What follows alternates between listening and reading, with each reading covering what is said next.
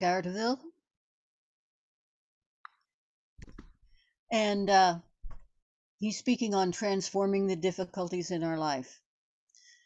How can we work with and transform the challenges and obstacles in life? Referring to a Tibetan story of Milarepa. Sorry, excuse me. Phone rang. Michael has been practicing Vipassana for over 25 years, during which time he led and participated in numerous. We are not available now. Put your name and phone number after the beep. I'm having trouble this morning. Okay, let's start this over again. Michael has been practicing Vipassana for over 25 years, during which time he led and participated in numerous retreats and served from 2013 to 2018 as one of the lead teachers at Asheville's Insight Meditation. He also had privilege of serving for 10 years on the board of directors of the Southern Dharma Retreat Center near Hot Springs, North Carolina. Recognizing the connection between inner and outer transformation and inspired by the work of socially engaged Buddhists, Michael tries to take the Dharma into the larger community since, as Rumi, the poet, notes, so many in this world are being torn apart. Over the last 15 years, he has taught Dharma classes in a maximum security state prison and offers meditation classes at the Buncombe County Jail and in addiction recovering facilities in the Asheville area. His only major regret in life are that he didn't hit a home run in Little League and he didn't begin his nurturing spiritual path in his 20s. Thank you. Thank you. Thank you so much for that. And let me welcome everyone. It's nice to be with you this morning. And it truly is a pleasure to speak at Great Tree, a place I hold dear in my heart and have so much respect and admiration for what Tejo has been able to do here. Now, I've known Tejo for 25 years. She may not know that. I was living in Columbia, South Carolina at the time. I had just gone to my very first retreat. It was a Southern Dharma. It was a Theravada Vipassana retreat.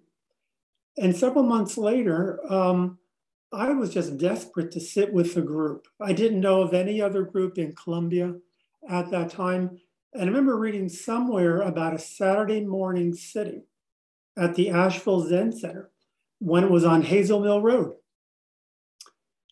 Now, it starts at 6 in the morning. It's a 2.5-hour drive from Columbia. So I get up at 3 o'clock so I can be here by 6 o'clock. I remember walking into the little house there on Hazel Mill, and I had no idea what I was doing. People were sitting differently, walking differently than what I had been introduced to at the retreat in the Vipassana tradition. Tejo gave a Dharma talk, and I go, what is she talking about? Because I was so new to this. I didn't know what she was talking about. And then I even saw there's a woman sitting at the kitchen table with strips of cloth, and she was sewing them together. And I asked her if she was making a quilt. Only later did I realize she was making something called a rakusu. So I was just intimidated by the whole experience. So I get home around 5 o'clock. I was just exhausted. Elaine, my wife, asked me, was it worth it? And I said, I think so. And so, Tejo, I just want to say, yes, it was worth it. I'm still on this path. And from those humble and very confusing beginnings many years ago, it truly is a great honor and privilege to invite me to speak today. It really means a lot to me. And an added bonus is that I didn't have to drive as far this time. So that's nice. Now, as I said in the introduction, I've been practicing Vipassana for 25 years, but I've also sat and learned from Tibetan and Zen traditions. In fact, the first Dharma book I ever read was this one right here. It's called Opening the Hand of Thought by Koshu Uchiyama. I remember going to a bookstore in Columbia, and I asked if they had any books on Buddhism, and they sent me to the self-help section. And so I remember kind of glancing at the book, and I get to this one part, and basically it said, if you do these 7 things, you'll be happy. And I was all into that. You know, just 7 things? Check, check, check. And I get to this one. Sit silently for 10 years, then for 10 more years, and then for another 10 years. I said, man, this is not a quick fix. But there's something about that that hooked me. And I stayed with it. So I'm very grateful for being on this path and being exposed to these different traditions. Now, as a layperson, I don't focus much on the academic aspects of Buddhism. What attracted me to it and what sustains me to this day is the practical advice and subsequent experiences I've had that show me how to live a full and meaningful life with joy, compassion, and kindness. And my Dharma talks reflect this focus as evidenced in what I want to talk about today. So what I do want to talk about this morning is to tell a story. I want to tell a story that offers a way to work with difficult and challenging emotions. It's a story that I love. It has helped deepen my meditation practice. And it's one that hopefully might prove helpful to others, especially during the upcoming holiday season, which has been known to trigger strong and not always wholesome thoughts and emotions. But before I tell this tale, I want to just toss out some questions. Why do you practice Zen or whatever tradition? Why do you meditate? What brought you to it? What was your motivation? Was it to find more joy or inner peace? Was it to discover more about yourself, cultivate some personal growth and transformation, maybe to become enlightened? But in my experience, to embody any of these, we need to learn how to work with the difficulties and challenges in life. We need to learn how to transform them so we can find more joy and peace in our lives, and in the process to more readily touch the Buddha nature that we all inherently have, that's already within us. You know, what I like to call original goodness is covered up by our afflictions and conditioning and experiences. But we can touch that original goodness, we can touch that Buddha nature by transforming these difficulties and challenges in our lives. So the question I'd like to ask today, or raise today, is how can we work with these obstacles and difficulties in life? How can we transform them? How can we turn our suffering into joy and peace? And one way to approach these questions is to see this quest for peace and happiness as a spiritual journey with a series of stages. And there's a number of teachings that describe this journey, but this one story of Milarepa, who's this Tibetan yogi and poet, has been most helpful and instructive for me. Now, Milarepa was a beloved Tibetan sage. He died about 900 years ago, the early 12th century. And for much of his adult life, he meditated alone in caves in order to practice the Dharma and to achieve enlightenment. And the stories of his life and his teachings inspired people for centuries, especially his perseverance in the face of many hardships and his dedication to the path. One such story that I want to talk about today is when demons took over Milorepa's cave. Story some of you may know. And do keep in mind that in this story, and in Buddhism in general, demons represent these unwholesome states of mind, these negative energies and difficulties to work with in our practice. Could be anger or fear or judgment, anxiety, grief, sadness, a sense of worthlessness, the root of which is ignorance, craving, and aversion. These are the demons that Milarepa is going to be talking about. So the story goes like this. On this one cold day, Milarepa goes outside the cave to collect firewood. Now, he lived in this cave in isolation. He's been blissfully meditating there for years. And when he returns, he finds that demons of all sorts have moved into his cave. These were hideous creatures, large bodies, multiple bulging eyes, horns on top of their heads, fangs protruding from their mouth. Some of the demons were cooking. Others are reading his books. Some were sleeping in his bed. And believe it or not, others were performing magical tricks. Well, Milarepa walks into his cage and he becomes frightened. He initially thought they might be demons from the nearest village, and he thought it's just best to get rid of them. So he charged at them. He chased them all around the cave. But this seemed like a game to the demons. They began laughing at him. They were content to remain in place where they're having such a good time.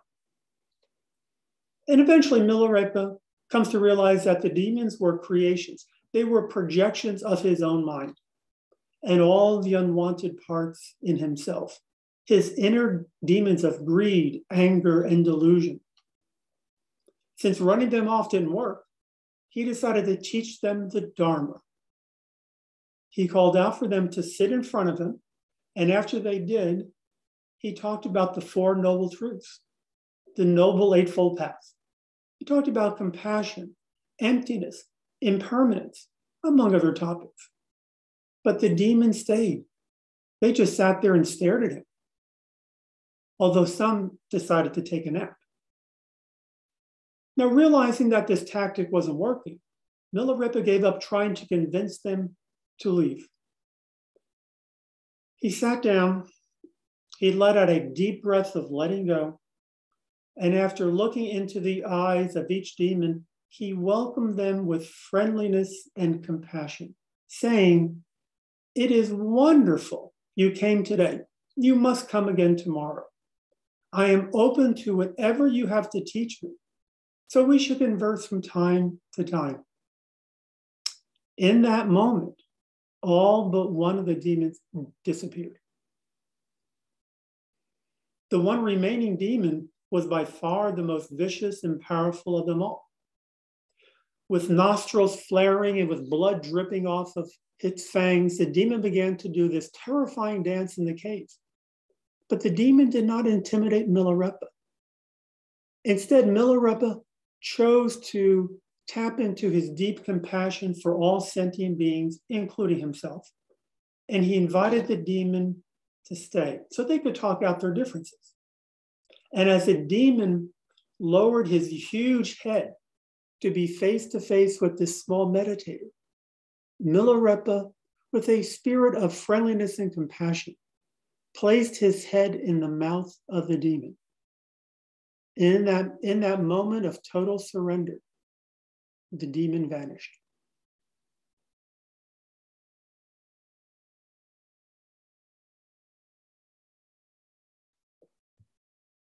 So what's this story about? What can it teach us?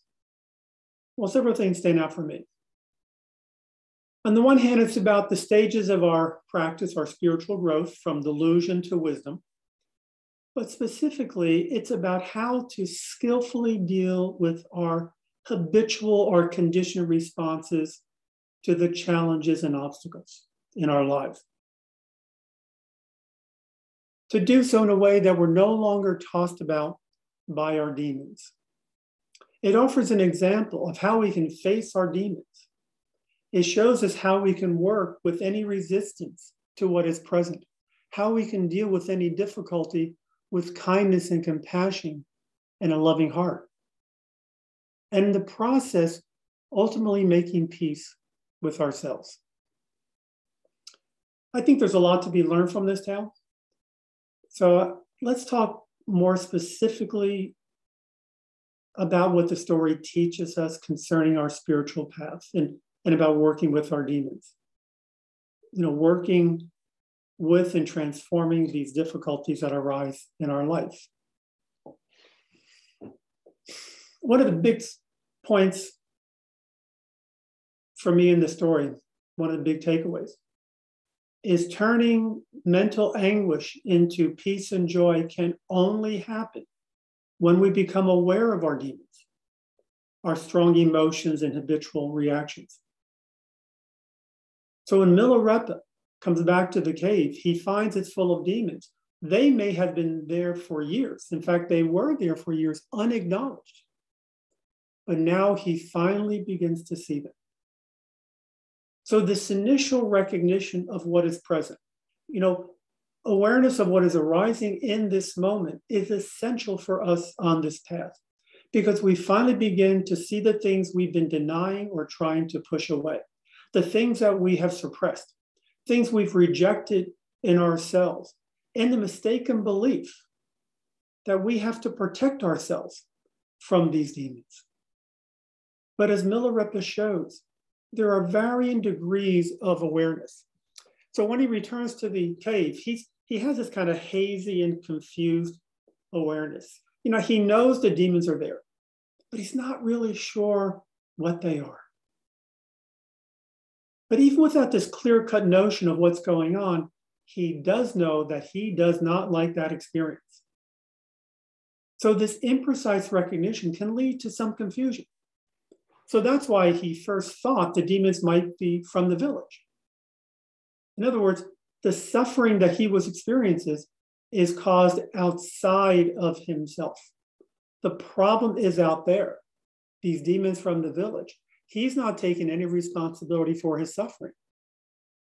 Only later did his awareness deepen as he realized that these demons were projections of his negative states of mind.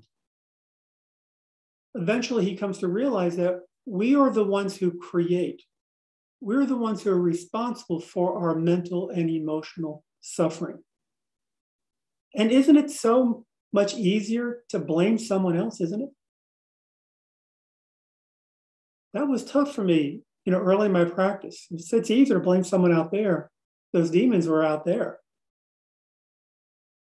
But the key was recognizing where the demons and how they originated.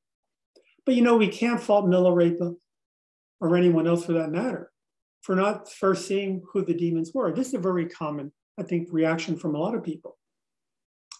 And haven't we all at some point knew that something was bothering us? Like we were angry or we're upset, feeling a little sad. We're just feeling a little off kilter, unsettled, but we don't know why. Well, this is what Milorepa is experiencing at first. So the question then becomes is how can we avoid this confusion? How can we sharpen our awareness of what's arising in this moment? So let me just take a little break from the story and talk about some practices that can help us become aware and acknowledge our demons. And the one in particular I want to talk about, this one practice that has helped me immensely over the years, is just called a noting practice. Some people call it mental noting. It's a technique to sharpen awareness, not only on the cushion, but off the cushion. And this is how you do it. The way the noting practice works is you simply note, like you gently name what thought or physical sensation or emotion we are experiencing. By gently, one teacher describes it as, it's like a whisper in the mind. It's a very gentle noting. And it's not harsh. You're not pushing it away. You're simply noticing. It's like your mind becomes a reflection. You've got a mirror and it's reflecting what it's seeing, what it's experiencing. It's kind of like, oh, just this. And noting is not about experiencing. It's not about thinking what you're experiencing. It doesn't involve analysis or judgment or trying to figure it out. It's like, why am I feeling this way? It's not about that. It's just saying, this is what's present. It's simply given your current experience a one-word label.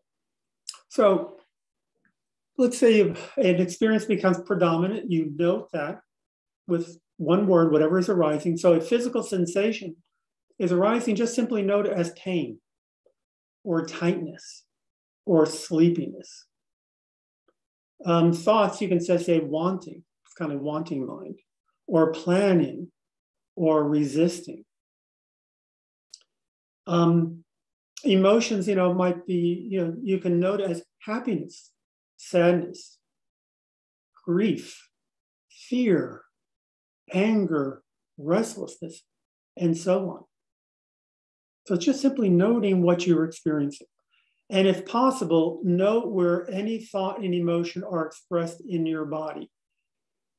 If you can do this, it's really helpful to work with it. And, we're able to, maybe we can talk more about that if we have time for some Q&A. I mean, the first retreat that we went to, I remember the teacher said, where do you feel this emotion in your body? And it's like, I have no idea what she's talking about. But that's really critical. Where is this emotion or thought or sensation expressed in your body? So you're just simply acknowledging what arises in our mind. Just note it's there. There's no need to do anything. You don't have to react. You don't have to manipulate it, judge it, suppress it. Just let it be. And then you can repeat that specific note from time to time until that experience disappears or is no longer predominant. Or if it just hangs around, just be aware that it's there. One thing I like about noting, and one of the functions, it helps us better acknowledge and recognize what is occurring. It brings us into the present moment. And it also kind of opens the door to a moment of truth telling. Like, especially if we're reluctant to admit something about ourselves or about what is happening, we don't run away from it. We kind of note it and we stay with it. And one of the wonderful things I love about noting is that it helps us see what's coming up while remaining free of what we're seeing. That is, what we're doing is we calmly, with equanimity, note what is happening. Then we are less likely to get caught up in emotional reaction. Let me give you an example. It's been really helpful for me. This noting practice has been helpful for me to work with anxiety. I've had this physical sensation of anxiety for as long as I can remember. It's this ancient feeling going back to early childhood. It had control over me, and I didn't know what to do with it. I had all this restlessness. I didn't know how to handle that. I got into a lot of trouble. When I was younger, I got into a lot of fights. I just got into a lot of trouble. We'll leave it at that. And so I had one teacher kind of suggested to me that I begin the noting practice by noting anxiety. Just note when I feel anxiety. Where did I feel anxiety in the body? And so when I feel anxiety, I feel it in the solar plexus. And so noting this tightness in the solar plexus, that's a trigger. It's like, oh, there is anxiety. I'm not thinking about it. That sensation's in the body. And so just noting it helped me become aware of this emotion, this sensation, without being caught up in it. I just learned to let it be. Oh, here's anxiety. I can just watch it without getting caught up. So noting throughout the day, this isn't just on the cushion, throughout the day, help be aware about whenever anxiety was present, being unsettled, agitated, while not becoming attached to it. It's easier to let go. And over time, and this took a while, over time, the anxiety and the restlessness lost power and control. It comes and goes. Sometimes I get attached to it, but more often than not, I'm able to let it go. And so the noting practice, just as in Zazen, just reminds me that I have a choice with whatever is coming up. I have a choice to get attached to it or let it go. So you're kind of strengthening that kind of mind muscle when you do that. Noting also has helped me understand that impermanence, in the sense that this anxiety is not me. I don't identify with the anxiety. I'm more aware of this emotion. I'm aware of the sensation as it arises and fades away. I don't identify with it. It's just passing through. It's a subtle but important difference, I think, to say, I am an anxious person or anxiety is arising and it will pass. I think it's an important understanding because it weakens our identification with whatever unwholesome thought or emotion might be present. And it can change how we view ourselves. So enhancing our mindfulness through whatever means, deepening our awareness of what's arising in this moment is the first step and the crucial step in Milarepa's transformation. Because if you're not aware, you're on automatic pilot, you lose that opportunity for spiritual growth. A life without awareness is like living in a fog. You don't get to know yourself. So I might be preaching to the choir here, but it really underscores the importance of cultivating mindfulness, not simply on the cushion, but off the cushion. So I just suggest trying practice noting today or for a couple of days. See if it helps you become more aware what's arising in the present. It can take a while to learn. It can seem a little awkward at first, but with practice, mental noting can become second nature, especially when you become aware where it is in the body. And as in all practices, use mental noting when you find it helpful and drop it when it's not. So getting back to the story. Once Milarepa finally acknowledges the demons in his cave for what they were, what was his initial response? When he saw them, the very things that he has averted for years, he became frightened. He tried to get rid of them. He had an aversion to what was present. He didn't want them. He rejected them, tried to push them away, run them off. And isn't that an habitual response of so many of us when we don't like our experience of what is happening now? When we become aware of something unwanted in ourselves, jealousy, impatience, lack of self-worth, judgment, anger, or when we experience physical discomfort or pain. I don't like this pain in my knee or my back or wherever. Or when we run into someone we don't like. We're stuck in traffic. There's a long line at the post office.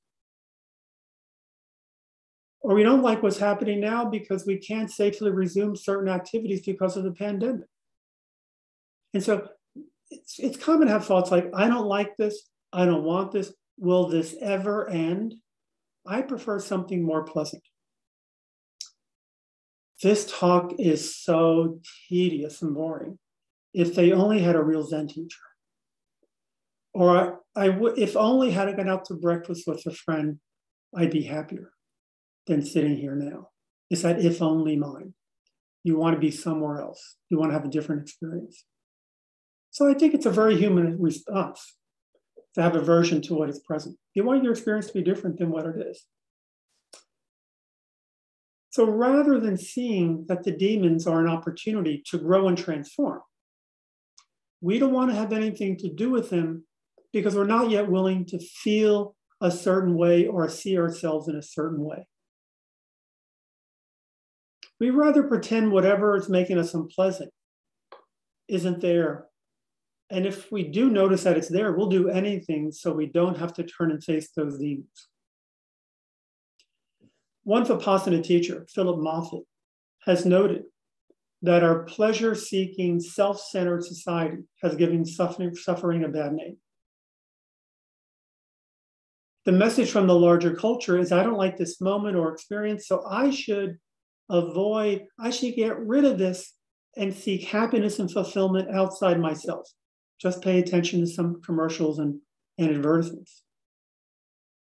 So perhaps what we do is we want to control or manipulate the situation or other people or the circumstances of our lives But as another teacher said, dealing with suffering this way is like rearranging the deck chairs on the Titanic.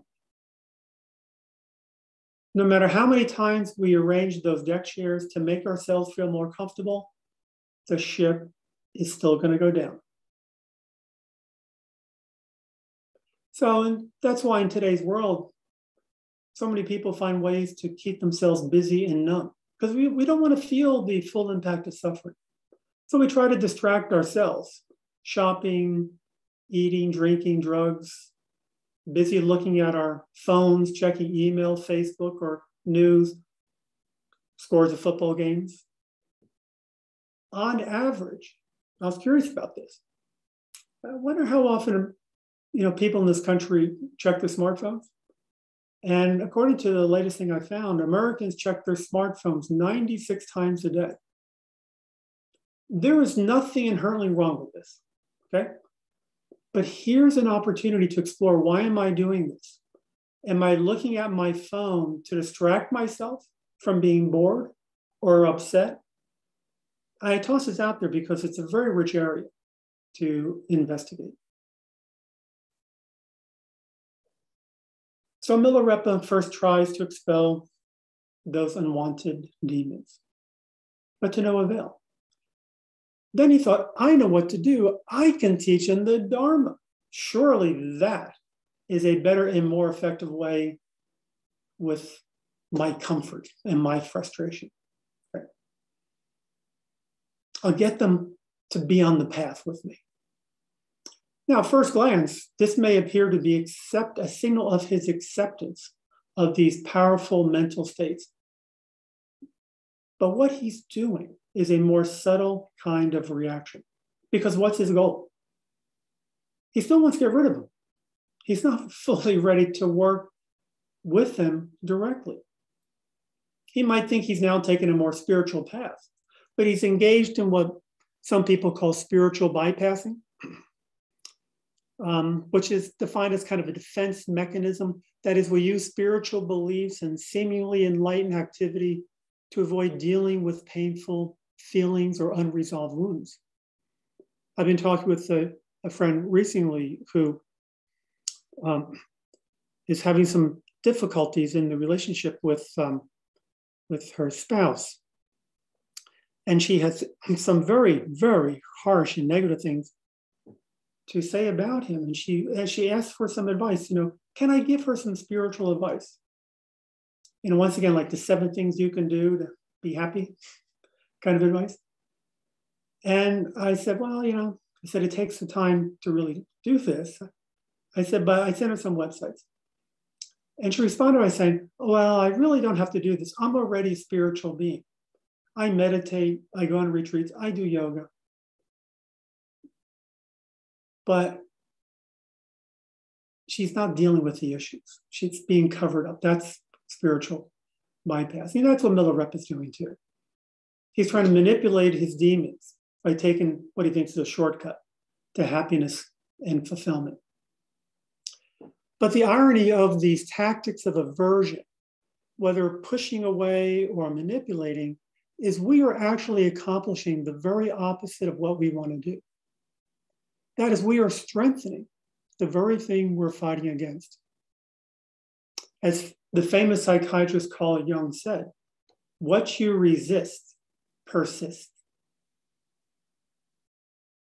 The harder you try to push away an undesirable experience or feeling, the stronger and more enduring it becomes.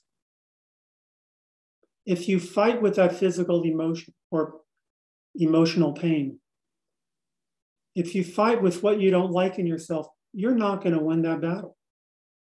Can you relate? Have those inner demons you resisted for years gone away?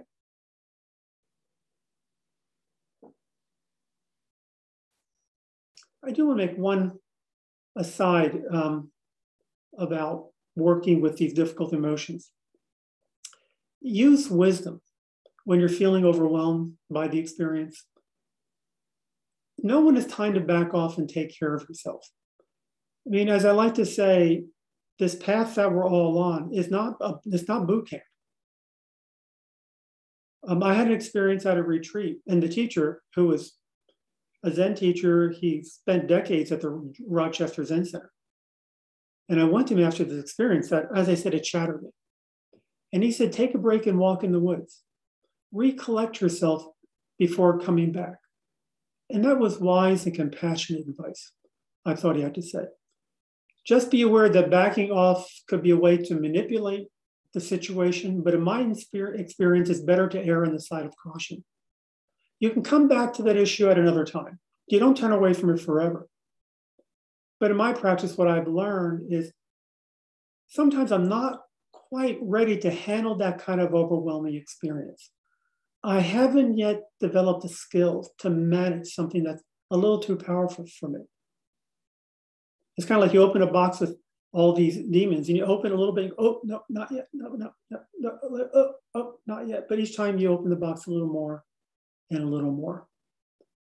And also let me suggest, it's always helpful to work with a teacher, but especially in these difficult moments. So to get back to Milarepa, he said, okay, if resisting or rejecting the demons don't work, maybe I should try a different approach. And what was that different approach? At what point was Milarepa able to find some peace of mind?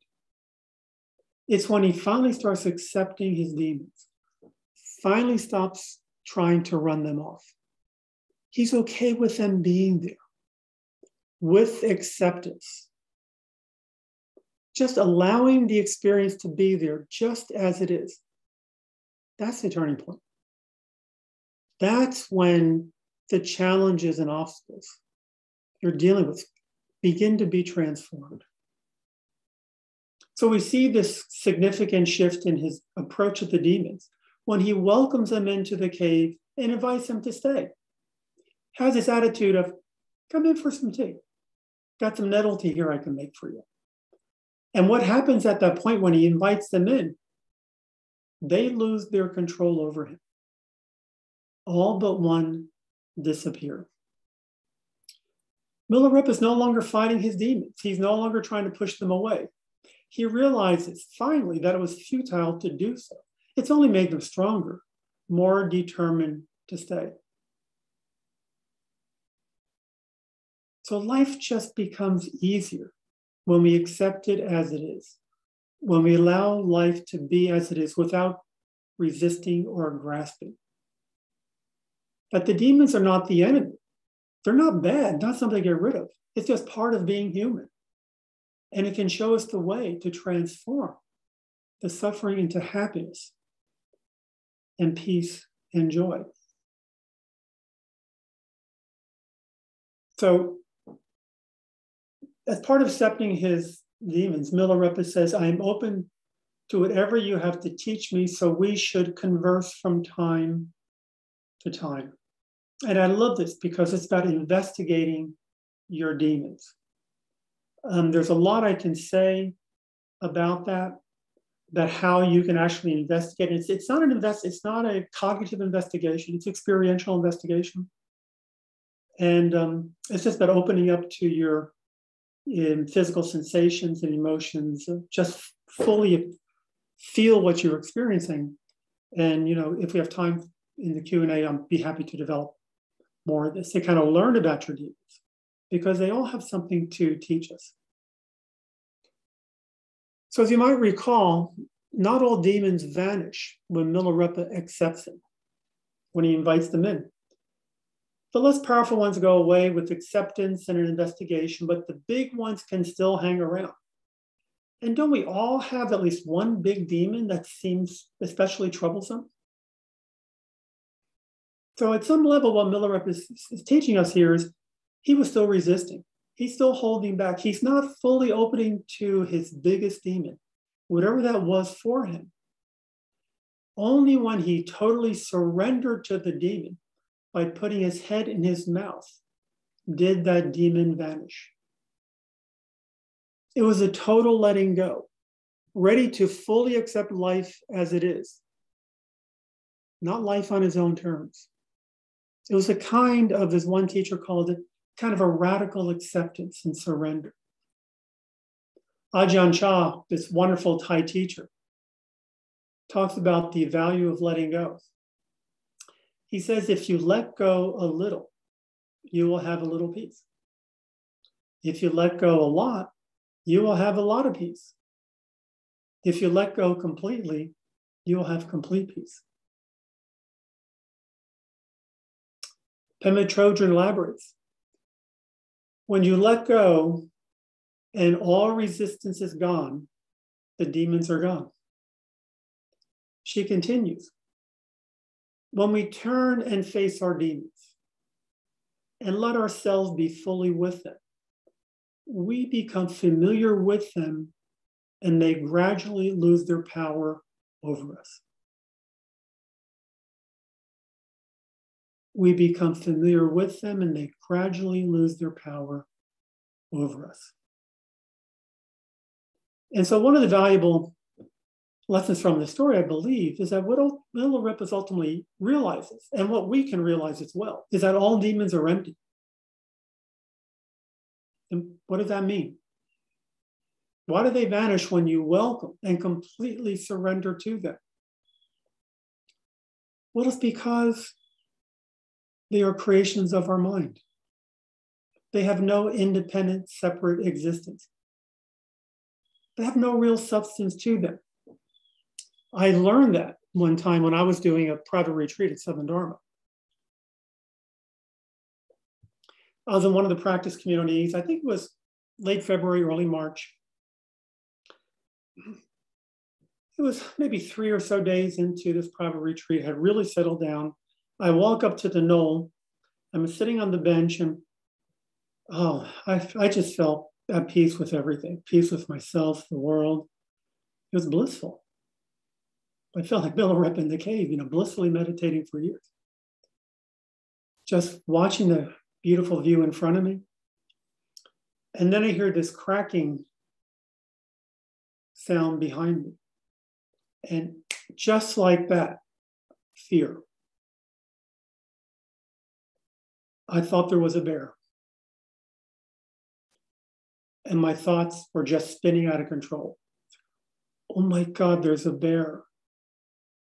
Oh my God, I'm going to be killed.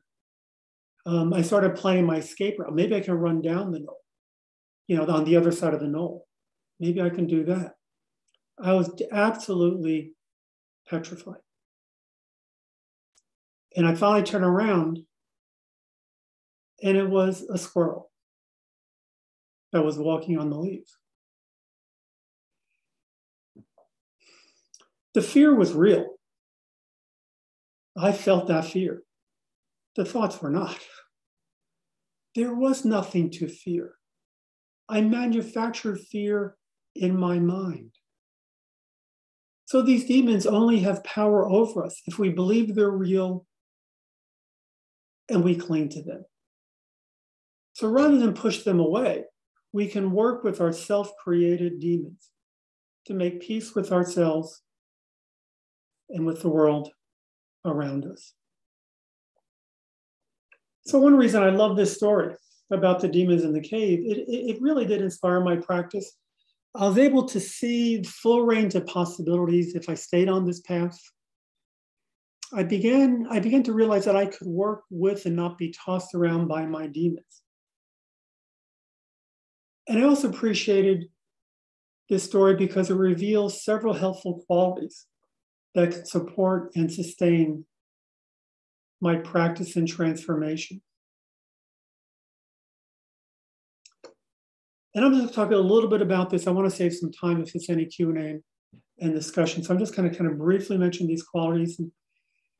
One of them I think that was really helped, and I think this comes out in the story very nicely, is having a friendly, curious attitude can help work with the difficulties. That's why you see Milarepa's relationship with the demons changed when he welcomed them with friendliness and compassion, so he could learn from them. And what I find when things have been kind of challenging in my practice is I find a light, gentle, even humorous approach can be helpful.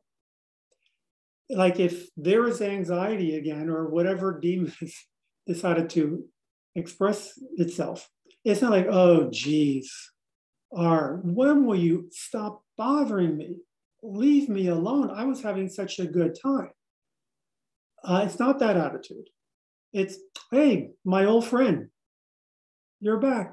Anxiety, hey, good to see you. I haven't seen you in a couple of days. What if you come to teach me today? That shift in attitude can really help change my relationship to whatever I'm noting, whatever I'm experiencing in my body. One of the things I've done over the years is I invoke Ronald Reagan into my practice.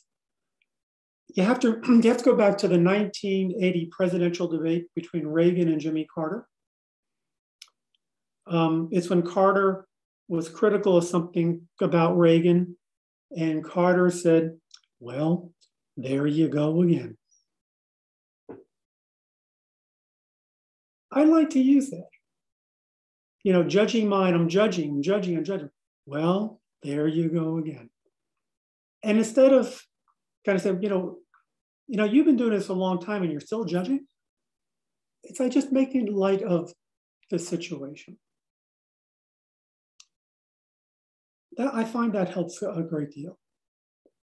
Another helpful quality, I think, is when you work with demons is patience.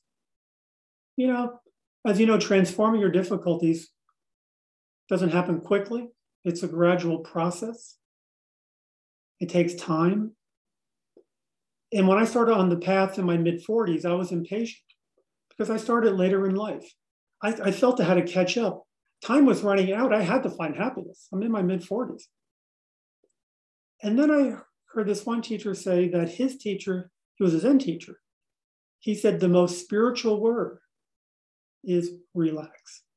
Just relax. And it's one of the things I had to learn. I had to learn how to relax. I had to learn to trust the process. I had to let it unfold. So patience was very, very helpful in working with, my demons and my difficulties. Just two other, qualities here I think can really be helpful. If you wish to transform your difficulties, I think it's helpful to have a willingness to truly see what is happening within. At first, for me, it was hard to see and admit to so many things I did were because of a deep-seated sense of inadequacy. I literally would cringe on the cushion when I saw these things I did, or how I thought I created the suffering in my life. But I knew that if I were going to honestly look at myself and to be open to and accept all that was arising in the moment, however difficult and unsettling it would be, I needed to be fearless. I needed to be an inner spiritual warrior, albeit one with a wise and soft heart. Someone who was willing to accept whatever there was and look right into the eyes of the demon and not be afraid of finding out what they have to teach. And the last quality I do want to mention before I close. It can really be helpful for us in dealing with our suffering while we're on this journey to tap into our inner resources of self-compassion and loving kindness. Let's always remember to do this work with kindness and compassion for ourselves and for those parts of us that are hurting.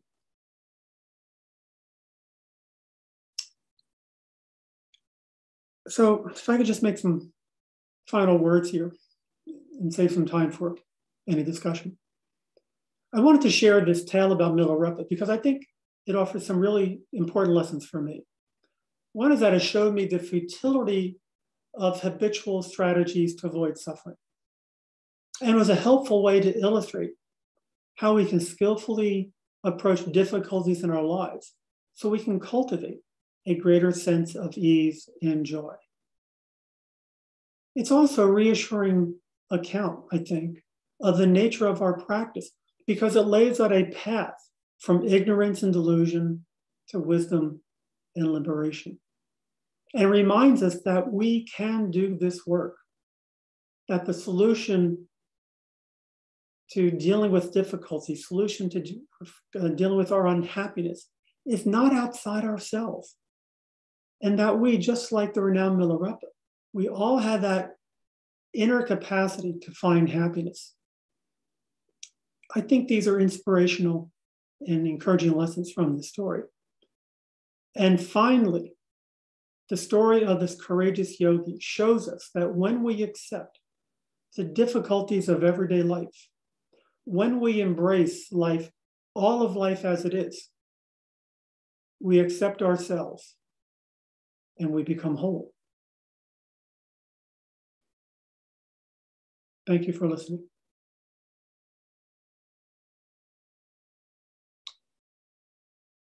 If we could just take a minute and just sit,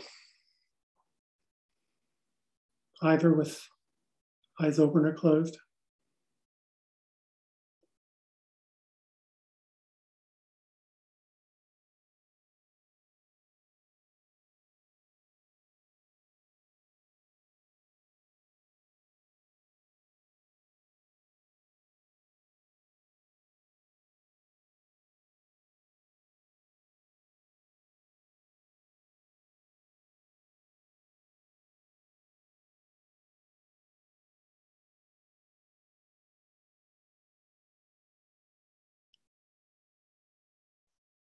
Thank you.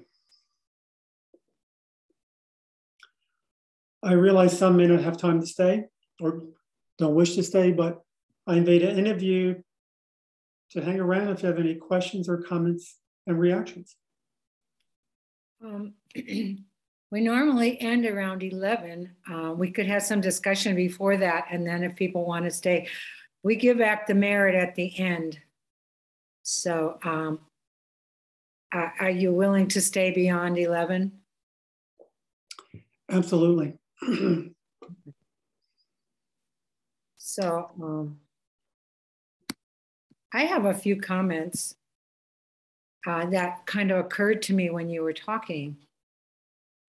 And this is probably the point you were trying to make, but I got it, you know, that in a sense, our demons are something that we make by judging them as demons, by calling them demons. And it occurred to me that one of the things that I've learned from my practice is, you know, I don't fit into the Zen world very well because I'm so extroverted and so kind of different. And I've been criticized for being like this, but for example, and so I was thinking, oh, I have to change. I have to be more like everybody else. And, you know, I did that for many years.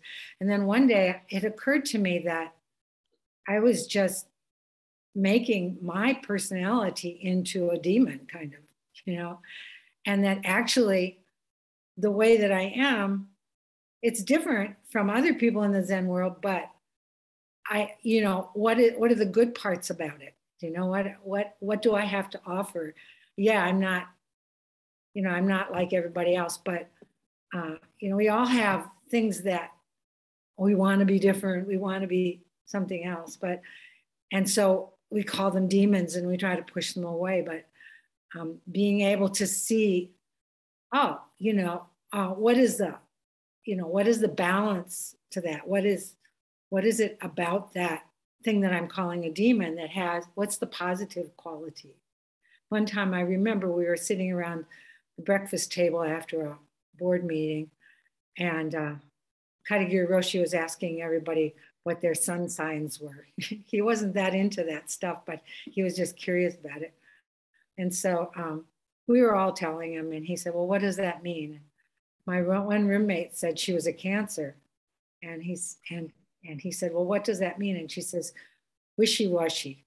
And he says, very flexible. So the other point that I wanted to make, and you know, you might have something to say about these things, but is you said when we're not ready to do something, we don't have the skill to do it. It's something that's too powerful. that maybe, that this person suggested you should take a walk. And I thought, yeah, I guess that's the most skillful thing to do at that time, Can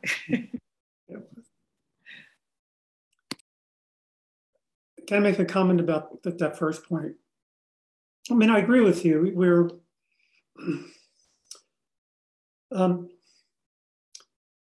if we label them as demons and mean them as such, we're adding more strength to them.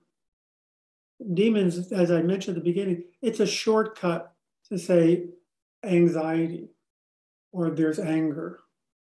I do find myself using that shortcut a lot, dealing with my demons. These are my demons. They're basically, these are the things that generate unhappiness in my life. So, please, if that word is cumbersome, please feel free to toss that, because I could see where it can almost like reify the demons.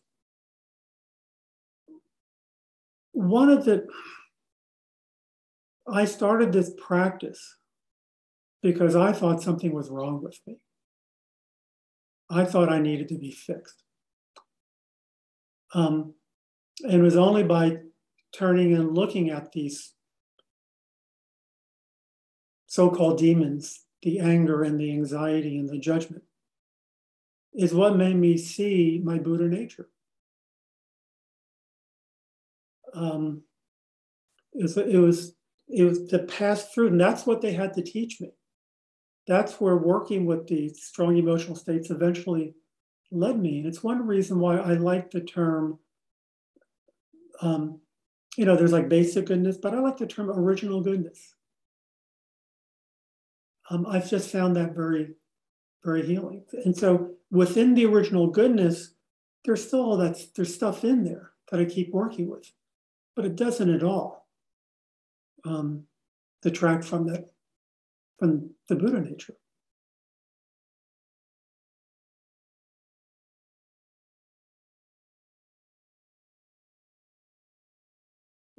Try. Yeah. Hi, Michael. Thank you for the talk. And thank you, Tejo, for those comments. I have a question kind of about like in the end, being in your body, and feeling the sensations. And I have a lot of conversations with friends about like, okay, what does that feel like type of things. And I'm a counselor in training, and so feelings are a big thing, right? And, they have no idea, many of whom are men, and they just like, what does that feel like? I don't know, and they're just very like detached, not connected to their body and sensations. And then going a step further to like working with people who maybe don't feel safe in their bodies, or dysphoria, or if they've experienced some trauma that doesn't allow them to really be in their bodies. I still think these practices, meditation and the embodiment, can be so powerful, but I wonder if you could speak a little bit about like working with folks like that. Mm-hmm.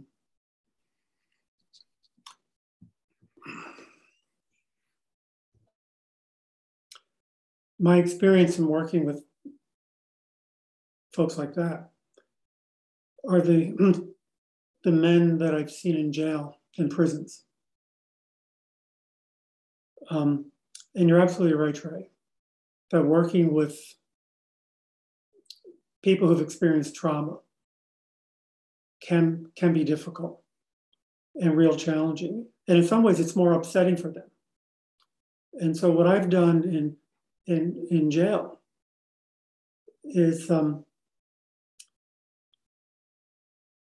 I just keep in mind that I'm only with the guys in jail because they come in and out a lot. I might only be with some for 2 weeks, some for 3 months, some for a couple of years, but there's a turnover. So it's just like, I don't spend a lot of time with the body because I don't have a lot of time with them to really do the kind of work that's necessary. When I do talk about doing body work, it's about where, you guys ever happy? Do you ever have a happy moment? Oh yeah. Yeah. What was that happy moment? And they'll talk about it. Oh yeah. Yeah, I see you smiling now. Do you feel, how does it make you feel in your body? How do you feel? Because yeah, I feel good. Where do you feel that good? And so I approach it from a positive. That's about as far as I go. And because sometimes in this practice, it's almost like we're dealing with our suffering. It's like we're almost focusing so much on the quote unquote negative that we forget there's joy and happiness and contentment and peace right there at the same time. It's always there. And so it provides that kind of balance, kind of going back to what you're saying, Tasia, you know. So I hope you find that helpful. Let's give back the merit so that we can kind of finish up. But if people want to stay and discuss, Michael will stay a little while, right? Sure. Okay, so this is a call and response. May the merit of this practice. May the merit of this practice. Benefit all beings. Benefit all beings. And bring peace. And bring peace. Thank you all for coming. And we'll stay on for a little while longer if somebody has something they want to bring up.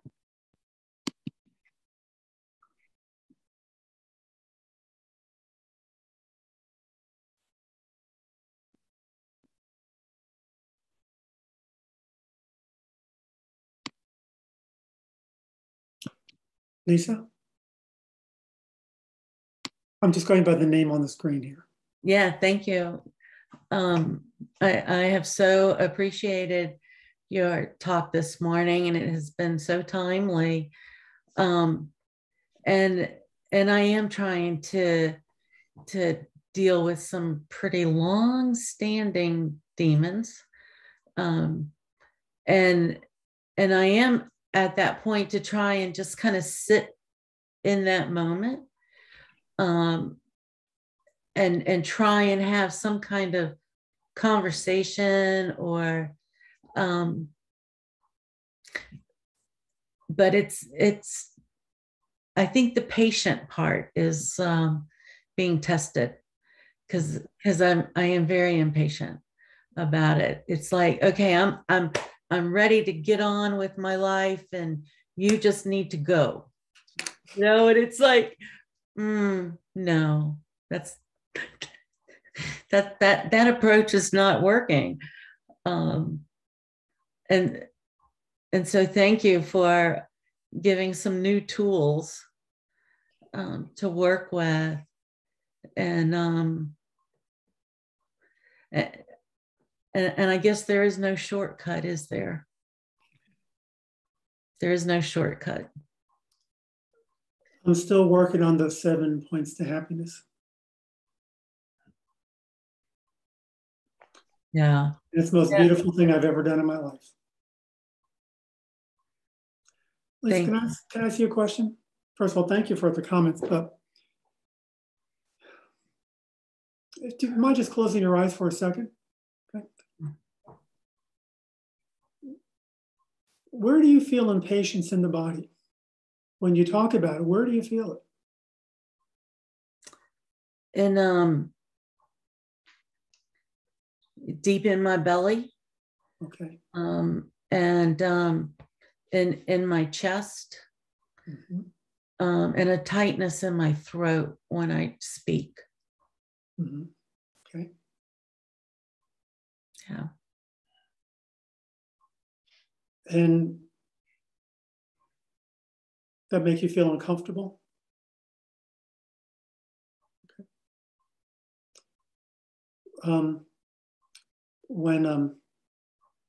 One way to work with that is just to bring your attention to those sensations in your body, whether it's in the stomach or chest or neck, and just kind of be with those sensations for as long as you can. And don't think about it. Don't have a story behind it. Just be with the sensations. See what they feel like. Are they hot or cold? Do they have energy to them? Do they change?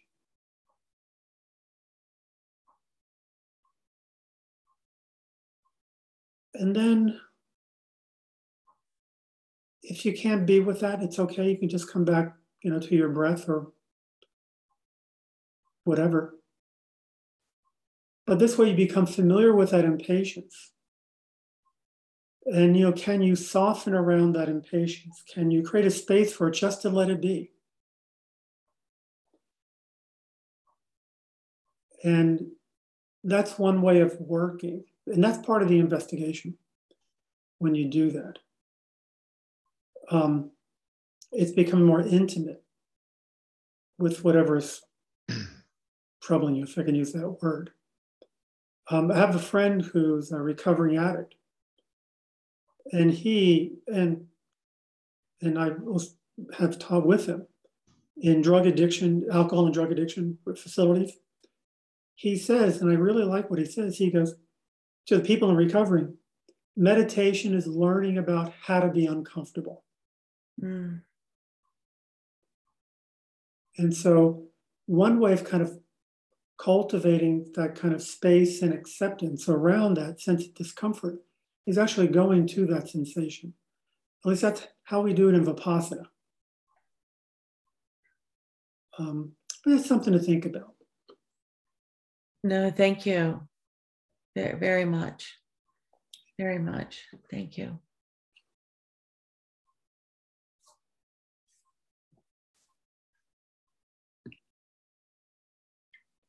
Judah? Your response to Trey's question made me wonder if I also have repressed joy, repressed happiness. If you're busy repressing your negative emotions, also maybe through Zen practice too, kind of repressing our busyness and then repressing positive emotions. So would noting practice also be, trying to note where there's also joy and happiness? Absolutely. I mean, once again, I was focusing on the more quote unquote negative aspects of it, but just know when there's that inner smile. You see something, or you're reading something, you can feel it in your body, the joy, the happiness. You can note that as well. So what you're noting, the full range of human emotions through noting practice. You don't just focus on one kind.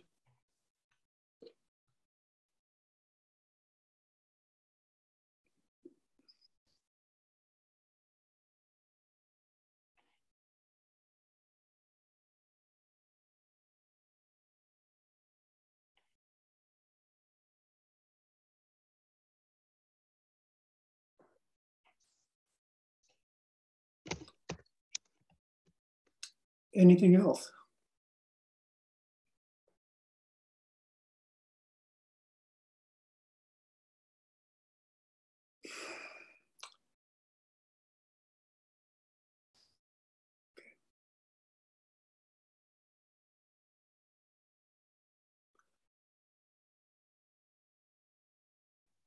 Just really quickly, I'll just remind folks about Donna and the links in the chat there. If you choose to support, it's very helpful for the temple and just to keep things moving and keep the practice going.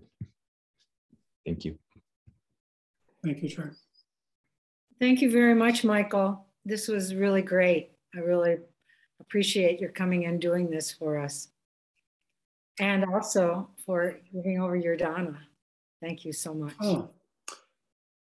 Tejo, I have so much respect and admiration for you and what you've done and what you're doing. Thank you. Thank you.